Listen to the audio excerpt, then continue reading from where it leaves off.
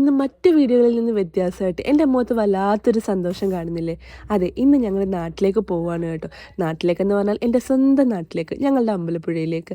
ഇന്നിതാ നമ്മൾ ട്രെയിനിൽ വെച്ച് കഴിക്കാനായിട്ട് സ്പെഷ്യലായിട്ട് കാന്താരിയൊക്കെ ഇട്ട് വെച്ച സ്റ്റൂവും അതേ കണക്ക് തന്നെ നല്ല അടിപൊളി ഇടിയപ്പമൊക്കെയാണ് കേട്ടോ ഉണ്ടാക്കുന്നത്. ഇപ്പോൾ ഇടിയപ്പം ഉണ്ടാക്കാൻ ഞാൻ നല്ല കോൺഫിഡൻ്റ് ആണ് കേട്ടോ. കാരണം എനിക്കിപ്പോൾ സോഫ്റ്റായിട്ടൊക്കെ ഇടിയപ്പം ഉണ്ടാക്കാൻ അറിയാം. എന്താണെങ്കിലും എന്താ ഉച്ചയ്ക്ക് നമ്മൾ പെട്ടിയൊക്കെ പാക്ക് ചെയ്ത് കേരൻ സ്കൂളിൽ പോയ സമയത്താണ് കേട്ടോ ഈ പരിപാടികളെല്ലാം ചെയ്യുന്നത്. ഈ ഒരു കോക്കനട്ട് മിൽക്കാണ് കേട്ടോ എൻ്റെ ലൈഫ് തന്നെ മുന്നോട്ട് കൊണ്ടുപോകുന്നത്. കാരണം ഇതില്ലെങ്കിൽ ഈ തേങ്ങ പിഴിഞ്ഞെടുക്കുക എന്നൊക്കെ പറയുന്നത് ഭയങ്കര മെനക്കെട്ട പരിപാടിയല്ലേ. എന്താണെങ്കിലും കുരുമുളക് പൊടിയും മസാലപ്പൊടിയൊക്കെ നല്ല അടിപൊളി സ്റ്റൂവും റെഡിയാക്കി അത്യാവശ്യം നല്ലൊരു കുക്കാണെങ്കിലും എപ്പോഴും പറ്റുന്ന ഒരു പണിയാണ് കേട്ടോ. ഞാൻ ഉപ്പിടാൻ പൊതുവെ അങ്ങനെ മറന്നു പോകാറുണ്ട്. ഇന്ന് എന്താണെങ്കിലും അത് ഓർത്തിട്ട്, കാരണം ഇന്ന് ഉപ്പിട്ടില്ലെങ്കിൽ എന്താണെങ്കിലും നല്ലൊരു പണിയായിരിക്കും കിട്ടുന്നത്. കാരണം ട്രെയിനിലായിരുന്നു നമുക്ക് ഉപ്പോട് തരാനല്ലോ. കിച്ചണിലെ പരിപാടികളെല്ലാം കഴിഞ്ഞത് ആ കിച്ചൺ ഒരു 1 വീക്ക് റെസ്റ്റ് കൊടുത്തു കേട്ടോ. കാരണം വേറെ ഒന്നുമല്ല, എൻ്റെ ഹസ്ബൻഡ് അത്യാവശ്യം നല്ലൊരു കുക്കാണെങ്കിലും ആൾ ഞങ്ങളില്ലെങ്കിൽ കിച്ചണിൻ്റെ 7 അയലത്ത് പോലും പോയില്ല കേട്ടോ. ആൾക്ക് ഓഫീസിൽ നിന്ന് ബ്രേക്ക്ഫാസ്റ്റും ലഞ്ചും ഒക്കെ ഉള്ളതുകൊണ്ട് തന്നെ അധികം അങ്ങനെ കിച്ചണിൽ കയറേണ്ട ആവശ്യമില്ല.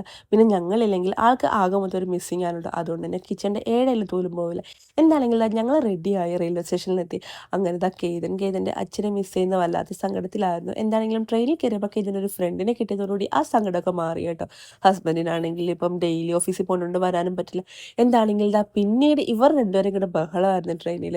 അങ്ങനത്തെ രണ്ടുപേരും കൂടെ കളിയെല്ലാം കഴിഞ്ഞ് പിന്നെ സമയം ഏകദേശം 8 മണിയായപ്പോഴത്തേക്ക് അതൊക്കെ ഡിന്നറൊക്കെ കഴിക്കുന്നതിൻ്റെ പ്ലാനിങ്ങിലാണ് കേട്ടോ. എന്താണെങ്കിലും ഇത്തവണത്തെ വരവിൽ എനിക്ക് ഒരുപാട് സന്തോഷം തോന്നിയൊരു കാര്യം കേതെന്താ വലുതാവാൻ തുടങ്ങിയിരിക്കുന്നു എന്നുള്ളതാണ്. എന്നെ ഹെൽപ്പ് ചെയ്യാനായിട്ട് ആൾ ഭയങ്കരമായിട്ടും ഹാപ്പി ആയിട്ട് എല്ലാത്തിനും മുന്നിൽ തന്നെ ഉണ്ട് കേട്ടോ. എന്താണെങ്കിലും നമ്മൾ സീറ്റൊക്കെ സെറ്റാക്കി വെച്ചതിന് ശേഷം നല്ല അടിപൊളി ഇടിയപ്പവും സ്റ്റൂവും എല്ലാം കഴിച്ചു. അതിനുശേഷം കേതൻ്റെ നൈറ്റ് ഡ്രസ്സൊക്കെ ഇട്ടതിന് ശേഷം നമ്മൾ ഉറങ്ങാനുള്ള പ്ലാനിങ്ങിലാണ് കേട്ടോ. ഈ ഒരു ഡ്രസ്സ് സത്യം പറഞ്ഞാൽ എടുക്കുമ്പോഴേ കേതന് മനസ്സിലാവും നമ്മൾ എവിടെയോ ട്രാവൽ ചെയ്യാൻ പോവാണെന്ന്. കാരണം കേതൻ മിക്കവാറും ട്രാവൽ ചെയ്യുമ്പോൾ ഇടുന്നൊരു ഡ്രസ്സാണ് കേട്ടോ ഇത്. ഇവനെ ട്രെയിനിൽ ഉറക്കാൻ പെട്ട പാട് എനിക്ക് മാത്രം അറിയാം.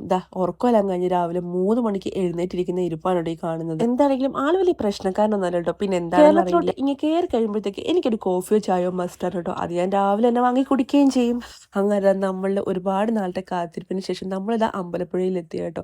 സത്യം പറഞ്ഞാൽ ഇത്തവണത്തെ വരവിൽ അച്ഛൻ ഞങ്ങളെ വിളിക്കാൻ വന്നു. കാരണം വേറെ ഒന്നുമല്ല, അച്ഛനും അമ്മയ്ക്കും അറിയില്ല ഞങ്ങൾ വരുന്ന കാര്യം. ഇതൊരു സർപ്രൈസ് ആയിട്ടുള്ള വിസിറ്റാണ് കേട്ടോ. ഇനി വരവിന്റെ ഉദ്ദേശം പറയാൻ കേട്ടോ.